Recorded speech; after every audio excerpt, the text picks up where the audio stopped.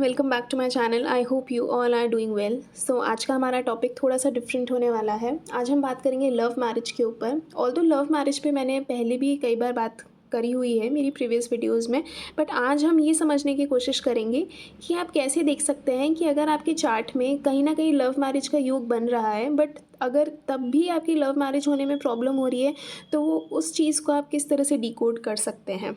Okay, देखिए बहुत सारे चार्ट्स पे क्या होगा, आपको लव मैरिज का योग दिखेगा, लेकिन फिर भी उन चार्ट्स में या फिर उन लोगों की कभी लव मैरिज नहीं होती है। अब उसके पीछे बहुत सारे रीजंस होते हैं, बट आज उनमें से जो एक बहुत कॉमन चीज़ जो देखने को मिली है उसके बारे में आज हम थोड़ा सा बात करेंगे। अब देखिए, मैरिज के लिए हम सेवन्थ हाउस देखते हैं, क्योंकि सेवन्थ हाउस पार्टनरशिप का होता है, सेवन्थ हाउस बिजनेस का होता है, एंड सेवन्थ हाउस मैरिज का होता है। यहाँ पे लिब्रा राशि आती है, तो वीनस इसको रूल करते हैं। ओके, एंड सैटर्न लिब्रा में उच्च के होते हैं। ठीक है, तो यहाँ पे वीनस और सैटर्न को भी देखना काफ़ी ज़्यादा इंपॉर्टेंट होता है कि आपके चार्ट में वीनस और सैटर्न की प्लेसमेंट कैसी है। अब देखिए, जब बात लव मैरिज की आती है तो यहाँ पे फिफ्थ हाउस को देखना बहुत ज़्यादा ज़रूरी है, क्योंकि फिफ्थ हाउस से हम क्रिएटिविटी देखते हैं। फिफ्थ हाउस हमारे पास्ट लाइफ की कुछ चीज़ों को भी शो करता है, एंड फिफ्थ हाउस से हम रोमांस को भी देखते हैं। ठीक है, तो इसीलिए जब भी फिफ्थ और सेवन्थ का आपस में कनेक्शन बनता है, एंड इसमें अगर 11th हाउस का भी कहीं ना कहीं से इन्वॉल्वमेंट होता है, तो यहाँ पे हम कह सकते हैं कि हाँ, एक पर्सन की लव मैरिज हो सकती है। बट ये कॉम्बिनेशन आपको बहुत सारे चार्ट्स में देखने को मिलेगा। ठीक है, ऑल्दो लव मैरिज के केस में हमें थर्ड हाउस को भी देखना इंपॉर्टेंट है, क्योंकि थर्ड हाउस करेज का होता है। अब लव मैरिज करना बहुत लोग चाहते हैं, लेकिन अपने पार्टनर के लिए स्टैंड लेना ये बहुत कम लोग कर पाते हैं, इसलिए हम कुछ केसेस में थर्ड हाउस को भी कंसिडर करते हैं। अब इस तरीके के जो योग होते हैं वो आप बहुत सारे लोगों के चार्ट में देखोगे, बट समहाउ फिर भी उनके मैरिज होने में काफ़ी ज़्यादा दिक्कत होती है। एंड कभी कभी ऐसा होता है कि उनकी मतलब वो जिससे शादी करना चाहते हैं उससे उनकी शादी नहीं हो पाती, और फिर उनको अरेंज मैरिज के लिए जाना पड़ता है। अब हम जानने की कोशिश करते हैं कि वो कौन सा कॉम्बिनेशन होता है जिसमें एक पर्सन किसी से शादी करना चाहता है, किसी के साथ रिलेशनशिप में होता है, लेकिन समहाउ उनकी शादी नहीं हो पाती है।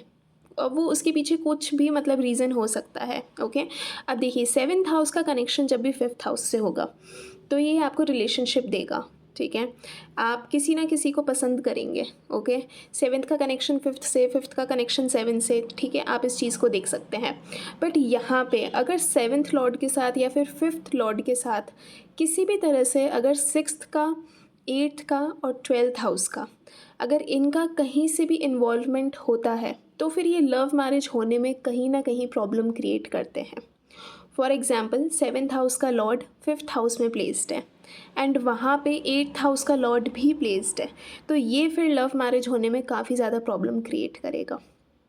या फिर मान लीजिए सेवन्थ हाउस का लॉर्ड एंड फिफ्थ हाउस का लॉर्ड आपस में कंजंक्शन में बैठे हैं, बट उसके साथ सिक्स्थ हाउस का लॉर्ड भी बैठा है, तो यहाँ पे फिर वो जो मैरिज की जो बात होती है, यहाँ पे फिर वो लव मैरिज मतलब मैरिज में कन्वर्ट होने में काफ़ी ज़्यादा प्रॉब्लम्स होती हैं। एंड यहाँ पे अगर मान लीजिए कि फिफ्थ और सेवन्थ का आपस में कनेक्शन है, लेकिन वहाँ पे सिक्स्थ का भी कुछ ना कुछ कनेक्शन बैठ रहा है, एट्थ का भी कनेक्शन बैठ रहा है, तो यहाँ पे फिर हो सकता है कि आप किसी को बहुत पसंद करें, पर चांसेस हैं कि उसके साथ आपकी शादी ना हो पाए। अब इस चीज़ को हम एग्जाम्पल के थ्रू समझने की कोशिश करेंगे। फॉर एग्जाम्पल, आपका मेष लगन है, तो यहाँ पे सेवन्थ हाउस का लॉर्ड बनता है शुक्र, एंड फिफ्थ हाउस का लॉर्ड बनता है सूर्य। ठीक है, अब सूर्य यहाँ पे अगर सेवन्थ हाउस में आके बैठ जाए, एंड शुक्र अगर यहाँ पे फिफ्थ हाउस में जाके बैठ जाए, और शुक्र के साथ अगर यहाँ पे मंगल का भी कंजंक्शन हो, ठीक है, यहाँ पे शुक्र और मंगल का कंजंक्शन हो, तो आप देखेंगे कि मंगल यहाँ पे एट्थ हाउस का लॉर्ड है। ऑल्दो यहाँ पे वीनस और मार्स का कॉम्बिनेशन बन रहा है, एंड सन भी सेवन्थ हाउस में प्लेस्ड है, लेकिन यहाँ पर लव मैरिज होने में काफ़ी प्रॉब्लम होगी, एंड हो सकता है ड्यू टू सडन थिंग्स। ठीक है, कुछ ऐसी बहुत ही सडन नेगेटिव साइड कुछ ऐसी चीज़ें होंगी जिसकी वजह से ये शादी ना हो पाए। ओके, एंड इसमें अगर यहाँ पर ट्वेल्थ हाउस का भी कहीं ना कहीं इन्वॉल्वमेंट हो जाए। ठीक है, अब ट्वेल्थ हाउस में यहाँ पे जुपिटर लॉर्ड बनता है। अब मान लीजिए जुपिटर इस चीज़ को देख ले। ठीक है, जुपिटर अगर 11th हाउस में प्लेस्ड है, एंड जुपिटर 11th हाउस से अपने 7th एस्पेक्ट से अगर यहाँ पे शुक्र और मंगल को देखे, ठीक है? तो यहाँ पर फिर लव मैरिज होना इज़ लाइक मतलब इस केस में लव मैरिज होना पॉसिबल नहीं हो पाएगी। तो इस केस में लव मैरिज होना काफ़ी ज़्यादा मुश्किल होगा एंड इवन अगर लव मैरिज हो भी जाती है तो भी उस चीज़ को चलाना काफ़ी ज़्यादा मुश्किल रहेगा, मतलब मैरिज को सस्टेन रखना काफ़ी ही ज़्यादा टफ रहेगा। क्योंकि देखिए 6th हाउस, 8th हाउस और 12th हाउस ये 3 घर ऐसे हैं जो कि चैलेंजेस को शो करते हैं। यहाँ पे एक पर्सन को बहुत सारे चैलेंजेस को गो थ्रू करना पड़ता है एंड जहाँ पर भी 8th हाउस स्पेशली अगर कनेक्ट हो जाता है एंड अगर वो नेगेटिव वे में कनेक्ट करता है तो यहाँ पे फिर वो जो ट्रांसफॉर्मेशन होगा आफ्टर मैरिज वो आपके लिए कहीं ना कहीं नेगेटिव रह सकता है। तो इसीलिए जब भी आप किसी के चार्ट में देखेंगे कि 5th का कनेक्शन 7th हाउस से हो रहा है, 7th हाउस का कनेक्शन 5th से हो रहा है, तो यहाँ पे ठीक है, मतलब ये एक पॉजिटिव चीज़ है। लेकिन अगर 5th और 7th में से किसी का भी कनेक्शन अगर 6th हाउस से, 8th हाउस से या फिर 12th हाउस से हो जाए तो यहाँ पे आपको प्रॉब्लम देखने को मिल सकती है। अब यहाँ पे अगर मैं कनेक्शंस की बात करूँ तो यहाँ पे आप म्यूचुअल एस्पेक्ट देखेंगे, यहाँ पे आप ट्राइन के कनेक्शन को भी कंसिडर कर सकते हैं। यहाँ पे आपको एक्सचेंज देखना होगा, ओके।